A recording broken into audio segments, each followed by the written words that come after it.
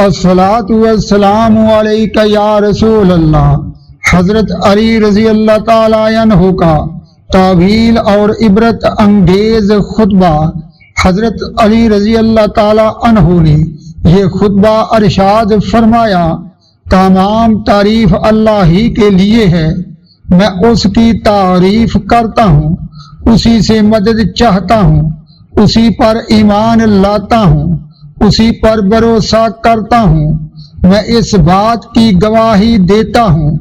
اللہ کے سوا کوئی عبادت کے لائق نہیں، وہ اکیلا ہے، اس کا کوئی شریک نہیں۔ اور میں اس بات کی بھی گواہی دیتا ہوں کہ محمد صلی اللہ علیہ وآلہ وسلم اللہ کے بندے اور اس کے رسول ہیں، جن کو اللہ نے ہدایت دی اور دین حق دے کر بھیجا تاکہ تمہاری کفر اور شرک کی بیماریاں دور کریں، تمہاری غفلت کو ختم کرے۔ خبردار، تمہیں موت آنے والی ہے، موت کے بعد تم دوبارہ اٹھائے جاؤ گے اور تمہیں اپنے اعمال پر پیش کیا جائے گا، ان کے مطابق جزائے اور سزا ہوگی۔ کہیں دنیا کی زندگی تمہیں دھوکے میں نہ ڈال دے، یہ گھر تو مصیبتوں سے بھرا ہوا ہے، اس کا فنا ہونا بالکل صاف ہے، دھوکہ دینا اس کی صفت ہے، اس کی ہر چیز زوال پذیر ختم ہو رہی ہے، یہ دنیا داروں میں ڈھول کی طرح ادھر ادھر گھومتی پھرتی ہے، اس کے حالات ہمیشہ ایک جیسے نہیں رہتی، اس میں آنے والا اس کے شر سے بچ نہیں سکتا۔ کچھ لوگ خوشحالی اور فرحت میں ہوتے ہیں، اچانک پھر وہی لوگ مصیبت اور دھوکے میں ہوتے ہیں۔ دنیا کے حالات بدلتے رہتے ہیں، اس میں مختلف حوادثات واقع ہوتے رہتی ہیں، اس کی عیش قابل مذمت ہے، اس کی فرحت ہمیشہ نہیں رہتی۔ دنیا والے دنیا میں اس کے تیر کے نشانے پر ہیں، جنہیں یہ تیر مار کر موت کے گھاٹ اتار دے گی، اور ہر ایک انسان کی موت مقرر ہے، جسے ہر ایک نے ضرور پا لینا ہے۔ اللہ کے بندو، جان لو، آج دنیا میں تمہاری حالت ان لوگوں کی طرح ہے جو تم سے پہلے تھے، عمر ان کی تم سے زیادہ، طاقت اور قوت تم سے بڑھ کر، مکانات میں تم سے اعلیٰ، آبادی میں تم سے زیادہ، مگر دنیا کے طویل انقلاب کے بعد اب ان کی آواز تک سنائی نہیں دیتی، ان کے جسم سڑ گئے، گھر گر گئے،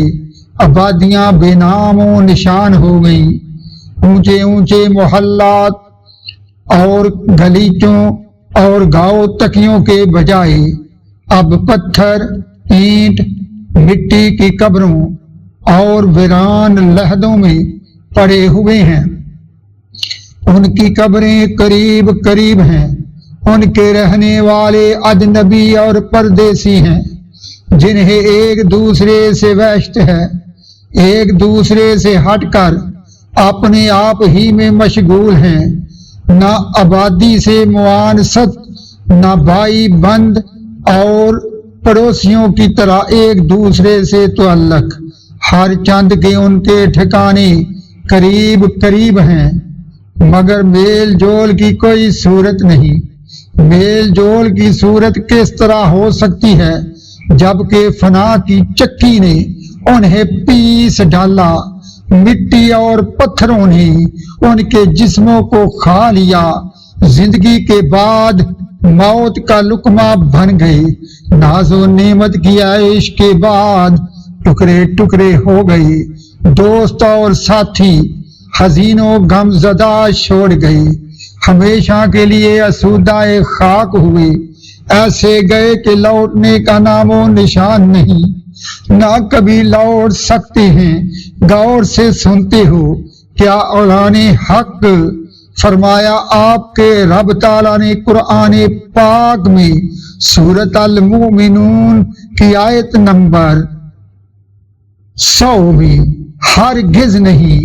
یہ ایک بات ہی ہے جس کو یہ کہہ رہے ہیں، اور ان لوگوں کے آگے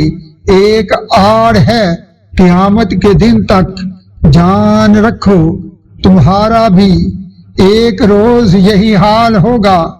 تنہائی، بوسیدگی اور قبر ہوگی، اسی خواب و گاہ میں پڑے رہنا اور اسی مکان میں ٹھکانا ہوگا۔ علاوہ ازیں اس وقت تمہارا کیا حال ہوگا جب تمہاری میعاد پوری ہو جائے گی، قبریں اکھیڑ دی جائیں گی، سینے کے رازوں کو بھی ظاہر کر دیا جائے گا۔ جزائے اور سزا کے لیے اللہ رب العزت کے حضور پیشی ہوگی۔ گناہوں کے ڈر سے کلیجے منہ کو آ رہے ہوں گے، تمام پردے اور حجابات ختم کر دیے جائیں گے، سربستہ راز بید کھول کر رکھ دیے جائیں گے، اور ہر انسان اپنے کیے کا بدلہ پائے گا۔ اللہ رب العزت کا فرمان ہے سورۃ کہف کی آیت نمبر 49 میں، فرمایا آپ کے رب نے اور نامہ اعمال رکھ دیا جائے گا تو آپ مجرموں کو دیکھیں گے کہ اس میں جو کچھ ہوگا اس سے ڈرتے ہوں گے اور کہتے ہوں گے ہائے ہماری کم بختی۔